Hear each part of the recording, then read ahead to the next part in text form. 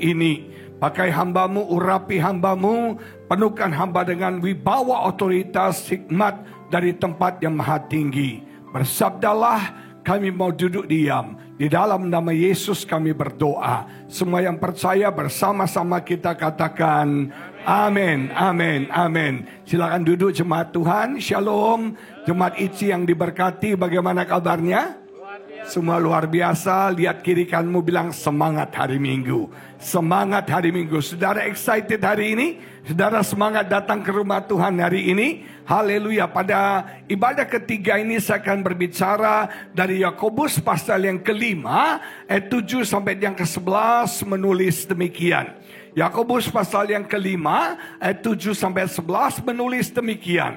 Karena itu saudara-saudara, bersabarlah sampai kepada kedatangan Tuhan. Sesungguhnya petani menantikan hasil yang berharga dari tanahnya, dan ia sabar sampai telah turun hujan musim gugur dan hujan musim semi. Kamu juga harus bersabar dan harus meneguhkan hatimu, karena kedatangan Tuhan sudah dekat. Saudara-saudaraku, janganlah kamu bersungut-sungut dan saling mempersalahkan, supaya kamu jangan dihukum. Sesungguhnya hakim telah berdiri di ambang pintu. Ayat 10. Saudara-saudara, turutilah teladan penderitaan dan kesabaran para nabi yang telah berbicara demi nama Tuhan. Sesungguhnya kami menyebut mereka berbahagia, diberkati, yaitu mereka yang telah bertekun. Kamu telah mendengar tentang ketekunan Ayub, dan kamu telah tahu apa yang pada akhirnya disediakan Tuhan baginya. Karena Tuhan Maha Penyayang dan penuh belas kasihan. Tema kita dalam hari Minggu ini adalah buah roh.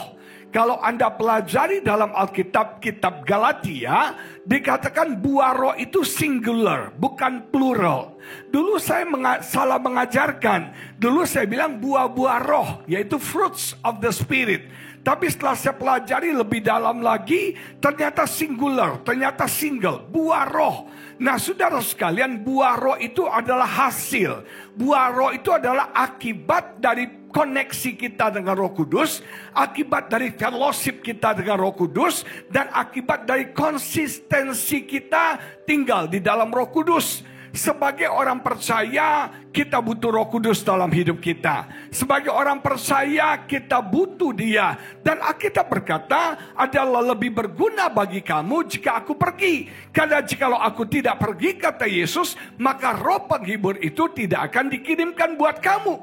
Dalam terjemahan bahasa Inggris bagus sekali, it is best for you. Yang terbaik buat kamu. Tahukah jemaat Tuhan, Tuhan selalu memberikan yang terbaik buat setiap kita. Tuhan selalu memikirkan yang terbaik buat setiap kita. Selalu yang terbaik Tuhan berikan bagi jemaat Tuhan. Jodoh yang terbaik, bisnis yang terbaik, rumah tangga yang terbaik, pelayanan yang terbaik, masa depan yang terbaik Tuhan berikan bagi setiap kita. Yang percaya katakan amin. Salami kiri kanan bilang yang terbaik Tuhan berikan buatmu. Dan Roh Kudus adalah berkat terbaik yang Tuhan berikan kepada setiap kita. Roh Kudus itu sahabat kita. Dia tidak pernah meninggalkan kita. Tahukah saudara, sebelum hari Pentakosta, Roh Kudus menyertai orang percaya. Tapi di hari Pentakosta dan setelah hari Pentakosta, Roh Kudus tinggal di dalam setiap kita. Roh Kudus itu Allah. Dia maha kuasa, Dia maha tahu, Dia maha hadir, Dia ada di dalam kita. Kalau Anda menyadari bahwa Roh Kudus itu sahabat kita, tinggal di dalam kita, dekat dengan kita, kita tidak jadi orang yang gagal, kita tidak jadi korban, kita tidak jadi orang yang kalah, tapi kita jadi orang yang menang. Nama Tuhan dipermuliakan. Amin, saudara. Nah, kita harus sadar yang maha kuasa itu tinggal di dalam setiap kita.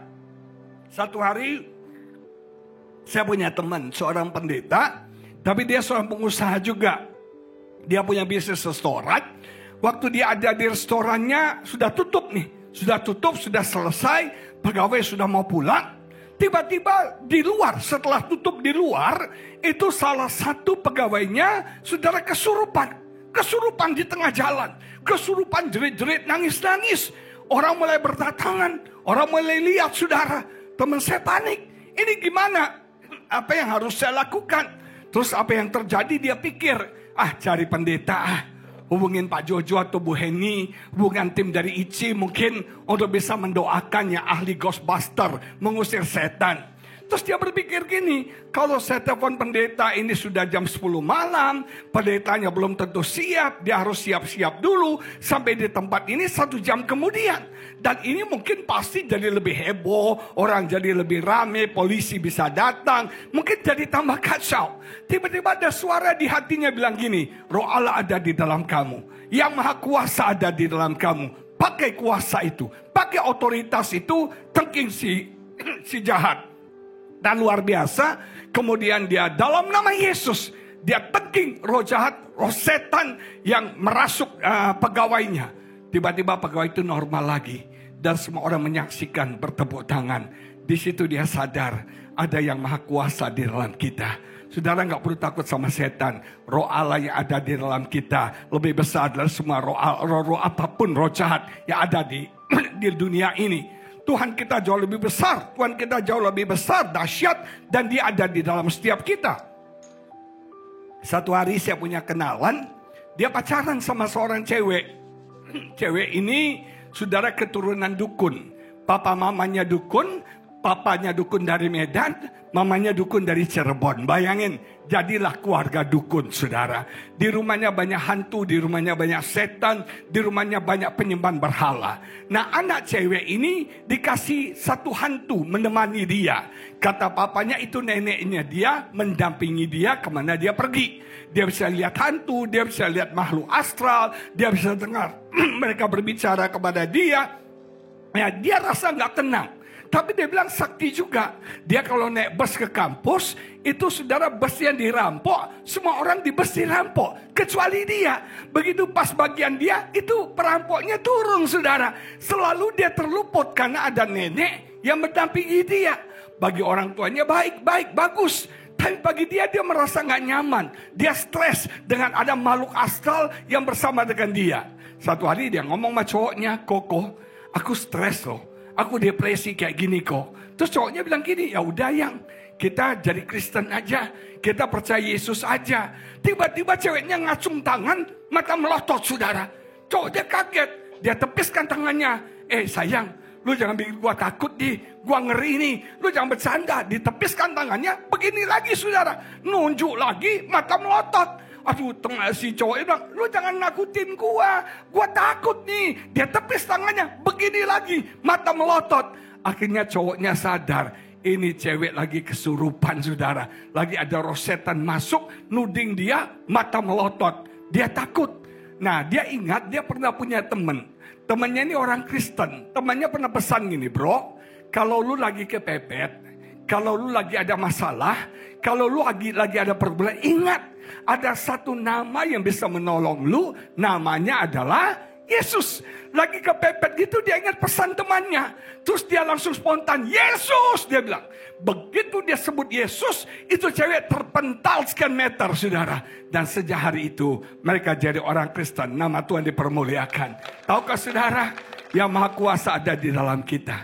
Tahukah saudara, yang Maha Tahu ada di dalam kita? Kita hanya tahu apa yang sudah terjadi dan apa yang sedang terjadi. Kita nggak tahu apa yang akan terjadi. Tapi Roh Kudus tahu apa yang sedang terjadi. Apa yang sudah terjadi. Dan Roh Kudus tahu apa yang akan terjadi dalam hidup kita. Dan percayakah saudara, Roh Kudus menuntun kita. Roh Kudus memimpin kita. Roh Kudus menyertai kita. Tapi sayangnya, kita tidak peka sama suara Roh Kudus. Kita tidak sensitif, taat kepada suara Roh Kudus. Saya punya kenalan lagi anak-anak muda, pengusaha muda, yang satu rugi 2 miliar, satu rugi 6 miliar, satu rugi 20 miliar untuk bisnis robot trading. Tahu robot trading kemarin yang lagi heboh, saudara? Nah, yang satu 2 miliar, yang satu 6 miliar, yang satu 20 miliar. Terus saya tanya, kalian ini kan anak Tuhan nih. Kalian ini orang Kristen, pelayan Tuhan. Nah, kenapa kok kalian bisa ketipu? Kenapa kok kalian bisa jadi korban dari robot trading?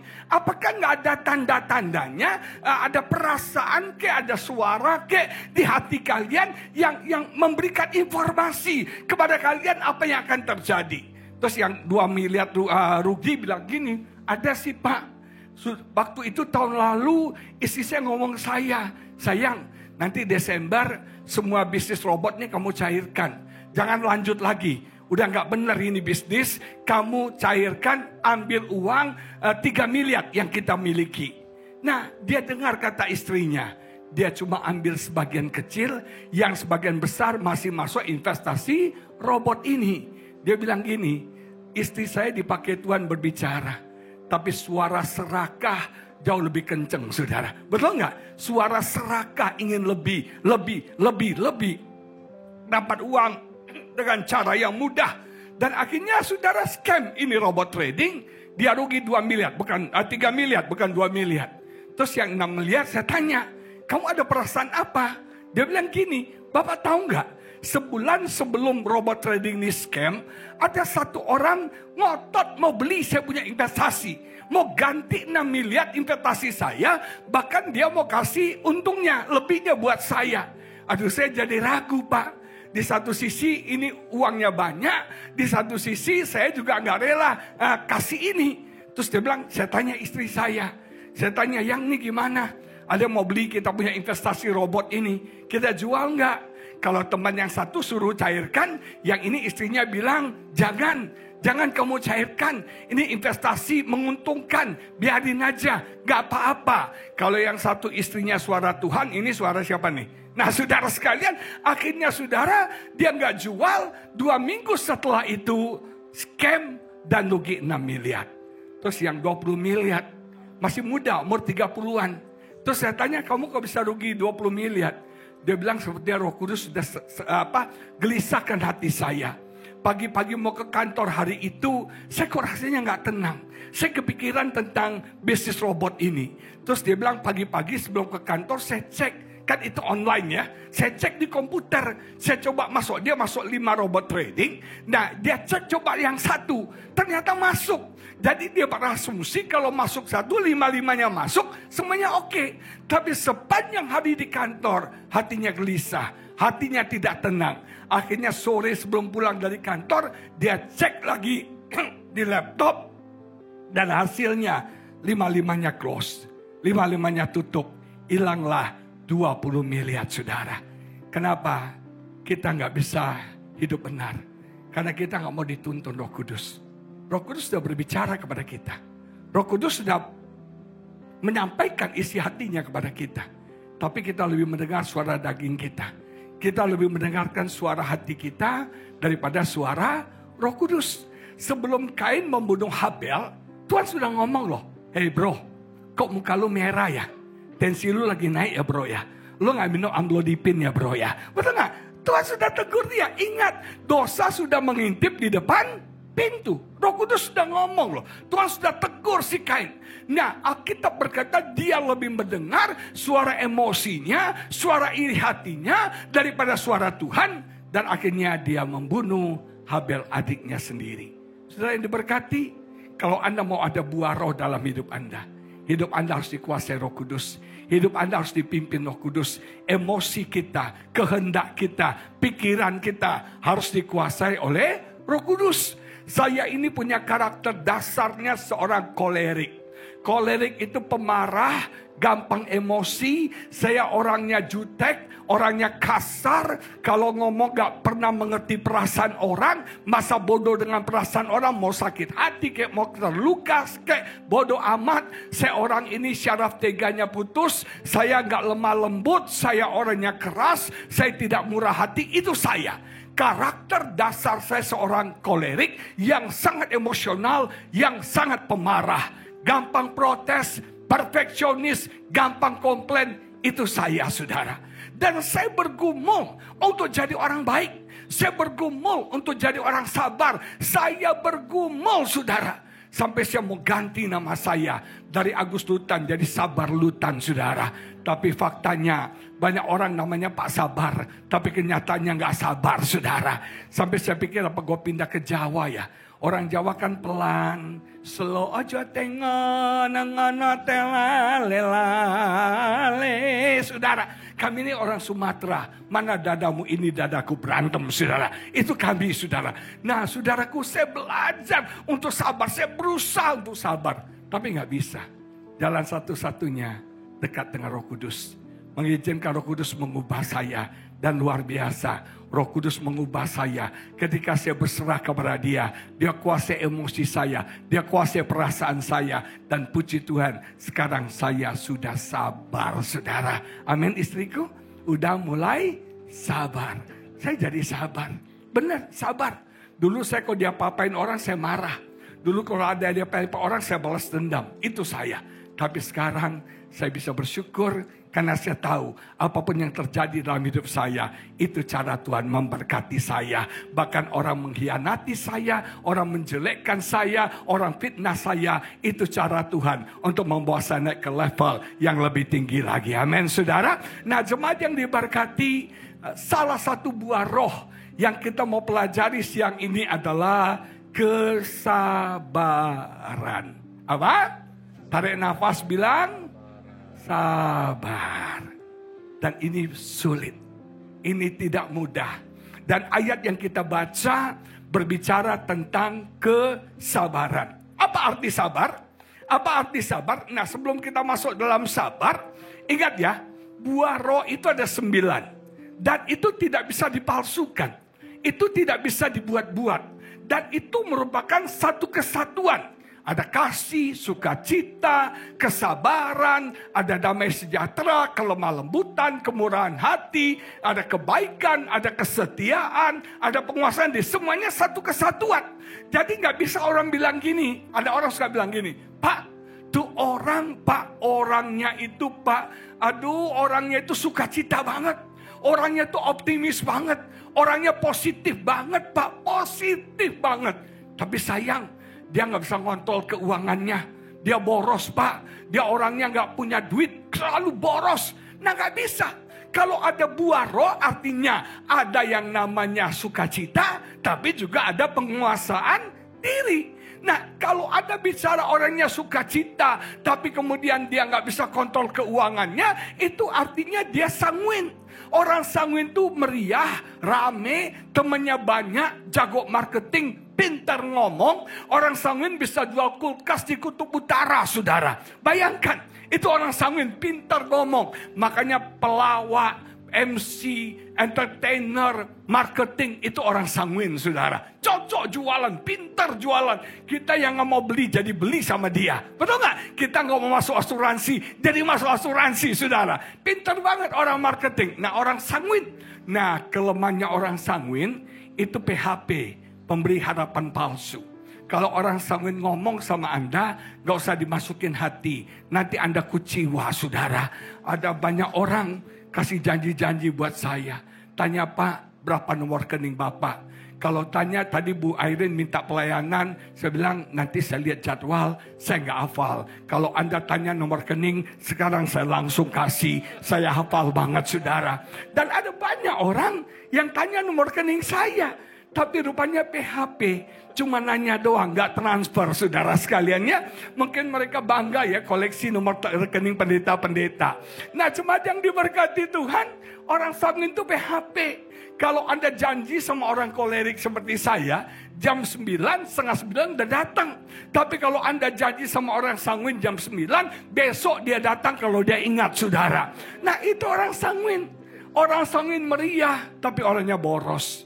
Orangnya nggak bisa ngatur keuangan, nggak bisa ngatur schedule, gampang janji, gampang ngomong. Itu orang sanguin. Orang sanguin itu, saudara sekalian, nggak tekun orangnya. Dia bisa memulai sesuatu, tapi nggak pernah menyelesaikannya, tidak pernah mengakhirinya. Nah, kalau ada berbicara ini sanguin, ini bukan buah roh, ini karakter.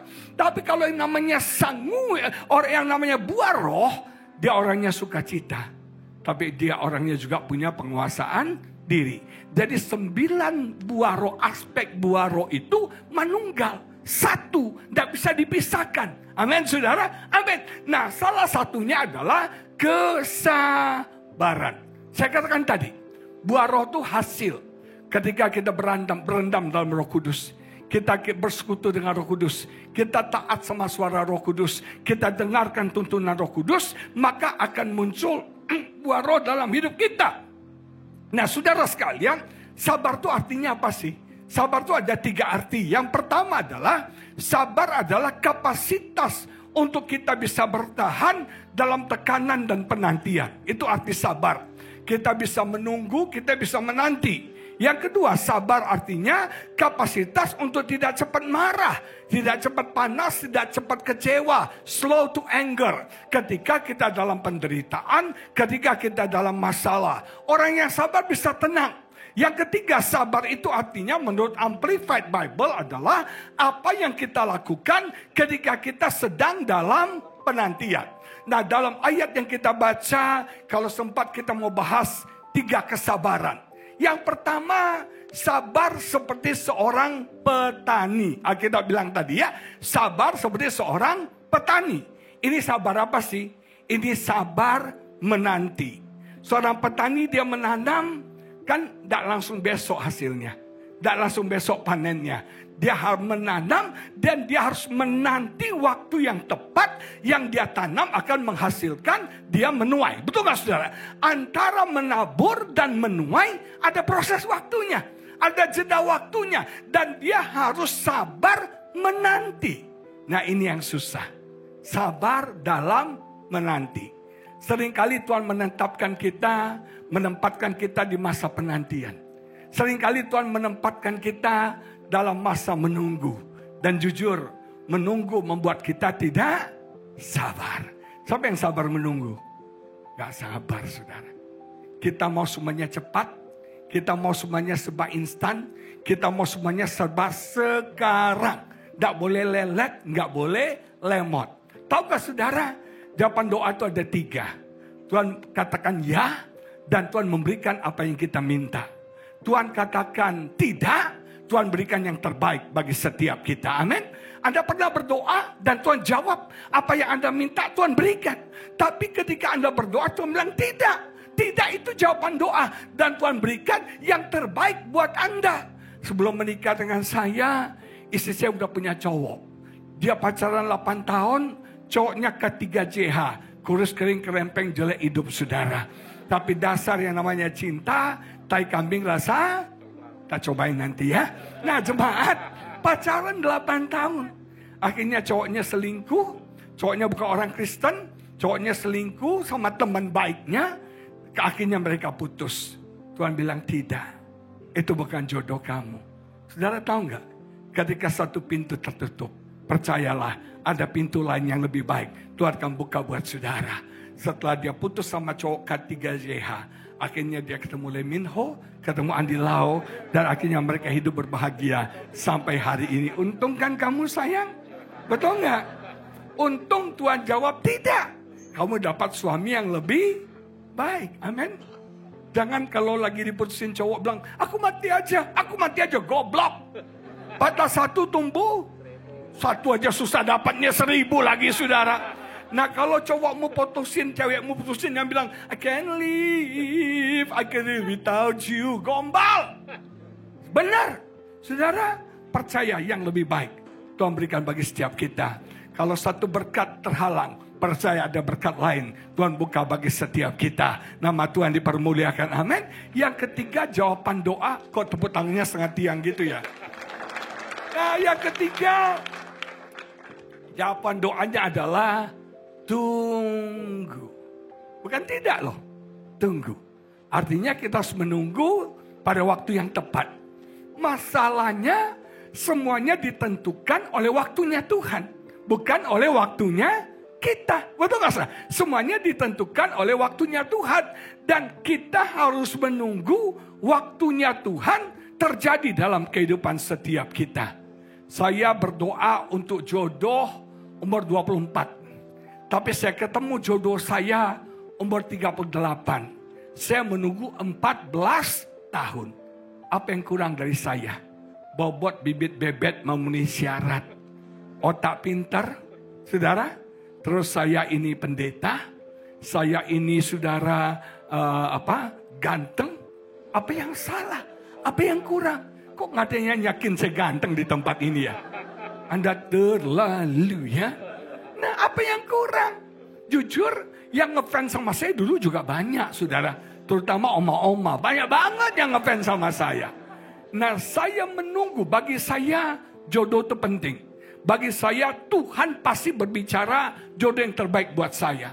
Saya menikah umur 25 bisa, umur 28 bisa, yang naksir saya banyak banget. Tapi saya tahu, pasti Roh Kudus berikan yang terbaik buat saya. Ketika saya ketemu dengan istri saya, ada suara kecil di hati saya berkata, ini jodoh kamu. Dan luar biasa, Roh Kudus gak pernah salah pilih. Memang wanita ini yang terbaik buat saya. Tuhan berikan, nama Tuhan dipermuliakan. I love you baby. I love you, I love you, I love you. Amin. Nah, cuma yang diberkati. Kalau Tuhan berkata tidak, berarti Tuhan berikan yang lebih baik. Kadang-kadang kita nunggu loh. Saya nunggu 14 tahun loh. 14 tahun saudara. Mama saya tanya, papa saja yang tanya, Agus, kapan lu married? May. Maybe yes, maybe not, saudara. Nah, cuma yang diberkati, ada waktunya. Dan Tuhan mau saya sabar menanti waktunya. Kita baca. Mazmur 37 ayat 7a menulis demikian. Mazmur 37 ayat 7a. Saya belajar satu hal. Kita harus tahu season of timing. Kita harus mengerti seasonnya waktu. Musimnya, betul nggak saudara? Sebagai orang percaya kita nggak cuma tahu apa yang harus dilakukan, tapi kita juga harus tahu kapan waktu melakukannya. Dalam Mazmur 37 ayat 7a menulis begini, berdiam dirilah di hadapan Tuhan dan nantikanlah Dia. Ini bahasa Indonesia. Berdiam dirilah di hadapan Tuhan dan nantikanlah Dia. Dalam bahasa Inggris bagus banget, dikatakan be patient and wait for the Lord to act. Dikatakan sabar dan nantikan Tuhan untuk bertindak. Sudah percaya nggak? Tuhan pasti bertindak buat kita. Sudah percaya nggak? Tuhan pasti jawab doa kita. Sudah percaya nggak? Tuhan pasti bekerja dalam hidup setiap kita. Tapi wait, tunggu. Kita harus apa? Sabar. Be patient and wait for the Lord to act. Percaya Tuhan pasti bertindak. Percaya Tuhan pasti tolong. Percaya Tuhan pasti berkati. Percaya. Tapi Tuhan mau kita tunggu. Dan Tuhan mau di dalam kita menunggu. Kita bersabar. Amin saudara. Amin. Kita harus apa? Sabar. Ini penting sekali. Ini penting sekali. Nah, dalam masa menunggu sabar ini, apa yang harus kita lakukan? Yang pertama, kita harus tetap percaya kepada Tuhan. Tetap percaya kepada firman-Nya, kepada janjinya. Makanya Mazmur 37 tadi, ada nggak terjemahan lain? Tolong di atasnya. Terjemahan dalam satu terjemahan dikatakan begini, be still before the Lord. Dikatakan wait patiently for Him and entrust yourself to Him. Dikatakan nantikan Tuhan, sabar dan tunggu, dan entrust yourself to Him. Kita harus mempercayakan diri kita kepada Tuhan. Ketika Anda sedang menanti, Anda harus percaya sama Tuhan. Ketika Anda sedang menanti, Anda harus percaya pada firman Tuhan. Tuhan itu setia loh. Janjinya ya dan amin. Apapun yang Tuhan janjikan, Dia sanggup menggenapinya dalam hidup setiap kita. Yang percaya katakan amin. Apapun janji Tuhan. Apapun firman Tuhan, Tuhan sanggup, Tuhan punya power, Tuhan punya kuasa untuk menggenapi janji itu dalam hidup kita, asal kita percaya. Amin, percaya. Dan ini tidak mudah. Di dalam masa menunggu, emosi negatif bekerja.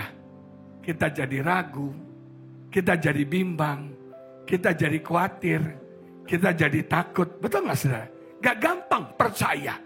Contoh di Alkitab yaitu Tante Sarah. Tahu Tante Sarah?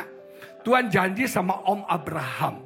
Tuhan bilang Abraham, pandanglah bintang di langit, pasir di laut, sebegitu banyak nanti keturunanmu. Sarah waktu itu umur 80 tahun, dia nguping suaminya ngomong sama Tuhan. Memang wanita suka, saudara yang ngomong bukan saya ya, kepo. Nah saudara, dia dengar terus dia apa kita berkata, dia ketawa. Kenapa Sarah ketawa? Karena itu tidak mungkin. Dia sudah tua, sudah umur 80, dia mandul dan rahimnya sudah kering. Tidak mungkin dia bisa punya anak. Tidak mungkin. Tapi yang namanya Tuhan berjanji, dia percaya dan berharap. Dia nunggu tuh. Bulan pertama, test pack negatif. Bulan kedua, test pack negatif. Tahun pertama, test pack negatif. Tahun kedua, test pack negatif.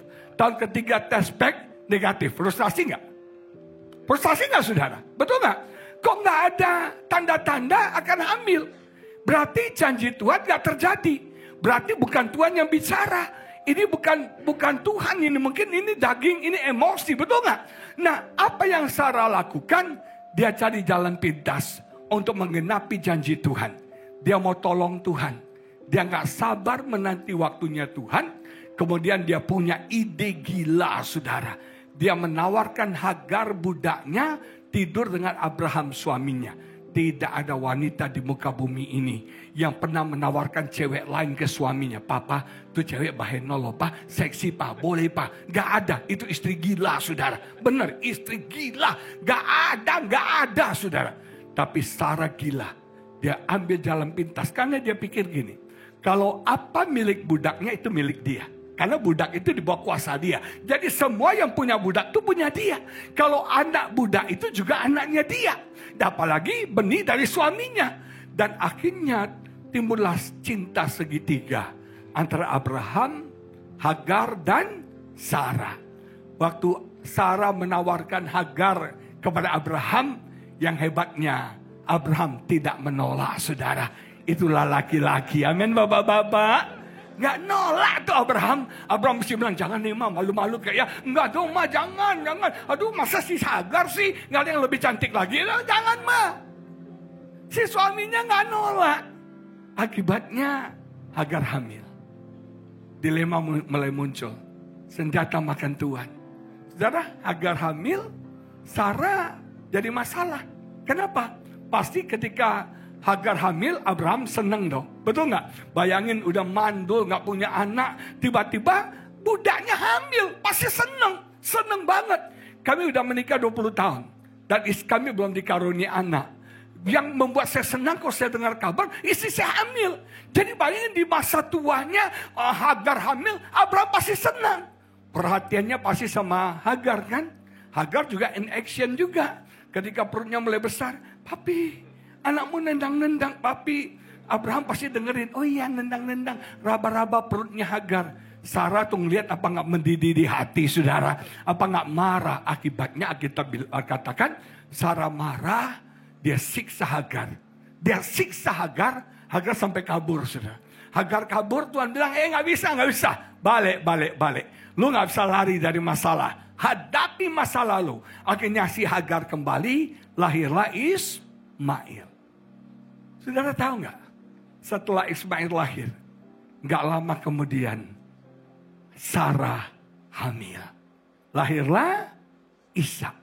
Timbul masalah. Ismail mengejek-ngejek Ishak. Ismail mengolok Ishak. Dan saudara, Sarah marah. Dia bilang sama si Abraham, papi, usir tuh cewek, usir tuh anak. Abraham bilang nggak bisa. Kesian. Mereka mau kemana, baby? Kesian mereka. Sebetulnya Abraham udah naksir cinta juga sama Hagar dan Ismail. Sampai Tuhan turun tangan loh. Tuhan bilang, Abraham, usir tuh wanita. Usir tuh anak. Tuhan yang harus perintahkan. Saudara sekalian, akibat ketidaksabaran Sarah. Sampai sekarang, keturunan Ismail dan Ishak berantem terus, saudara. Ismail lambang daging. Ishak itu lambang roh. Daging dan roh selalu konflik dalam hidup setiap kita. Roh maunya doa pagi, bangun pagi saat teduh. Daging maunya tidur. Tiba-tiba jam 5 pagi, kasur empuk banget. Kayak dibuat dari bulu angsa. AC dinginnya pas banget. Mau buka mata nggak bisa. Betul nggak? Roh maunya puasa, daging maunya makan. Makanya banyak orang puasa, begitu doa puasa dapat penglihatan. Ada capcay, ada lontong sayur, betul nggak saudara? Ada bakmi, betul nggak? Macam-macam yang muncul. Nah, jemaat yang diberkati, roh dan daging ini bertentangan. Roh maunya mengampuni, daging maunya simpan dendam. Konflik terjadi. Kenapa? Ketidaksabaran daripada Sarah. Padahal gak lama setelah Ismail lahir, Ishak lahir. Apa yang Tuhan janjikan terjadi. Makanya saudara jemaat Tuhan, engkau sedang menanti Tuhan menjawab doamu. Engkau sedang menanti mujizat Tuhan terjadi. Engkau sedang menanti pertolongan Tuhan. Tarik nafas, bilang sabar. Tepat pada waktunya itu pasti terjadi. Tepuk pundak orang kiri kanan bilang, sabar ya Cik ya. Sabar ya Ko ya. Sabar ya. Sabar ya. Percaya yang sabar akan mendapatkan yang terbaik dari Tuhan. Saya sabar menanti 14 tahun. Saya mendapatkan wanita yang terbaik dalam hidup saya. Sabar, sekali lagi tarik nafas, bilang seperti petani. Dia nanam, sabar. Mungkin kau sedang investasi, belum ada hasil, sabar. Mungkin kau sedang berbuat baik, belum ada hasil, sabar. Tepat pada waktunya, semua yang baik kau lakukan, ada rewardnya, ada upahnya, ada berkatnya. Sabar. Ayat terakhir, Galatia 6 ayat 9 menulis demikian. Galatia 6 ayat 9 menulis demikian. Janganlah kita jemu-jemu berbuat baik, jangan capek, jangan bosan, jangan stop berbuat baik. Karena apabila sudah datang apa?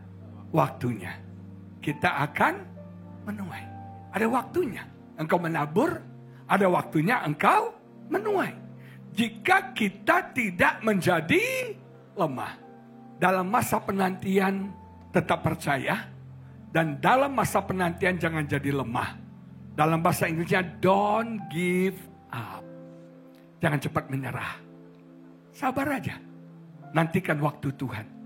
Percaya apa yang Tuhan janjikan pasti terjadi dalam hidup kita. Tuhan kasih Musa visi. Visinya itu mungkin waktu dia kecil. 3 bulan pertama mamanya rawat dia. Mamanya bilang, Duk, anakku bocah. Kamu akan jadi pemimpin hebat. Mulai tertanam itu visi. Mulai tertanam saudara. Musa gak sabar.